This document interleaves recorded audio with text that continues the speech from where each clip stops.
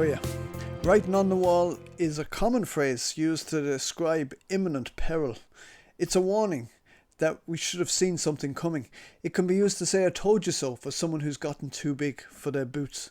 There's even an epic James Bond theme tune by Sam Smith that uses that very title. The phrase, of course, originates just before the fall of the Babylonian Empire. King Belshazzar, the megalomaniac, was showing off in front of 1,000 officials and nobles and their wives, and in a provocative act of defiance towards the God of heaven, he raised the goblets stolen from the temple of God in Jerusalem as a toast to himself and to his own greatness. And we read this in Daniel chapter 5. Suddenly the fingers of a human hand appeared and wrote on the plaster of the wall near the lampstand in the royal palace. The king watched the hand as it wrote. His face turned pale and he was so frightened that his legs became weak and his knees were knocking.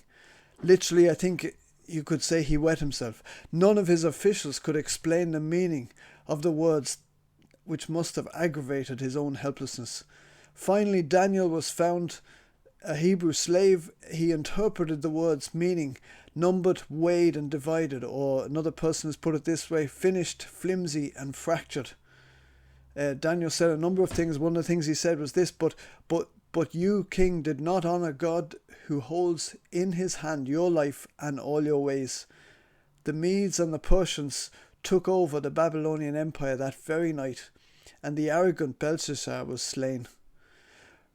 Writing on the wall ultimately is a warning to all of us that shaking our fists at God can only be done at our own peril. So next time you hear the phrase, "the writing is on the wall," remember not to become too big for your boots and to humble yourself before the God of heaven. I'm your host, Matt Tuttleby of Bundoran Bible Reflections. Have a great week.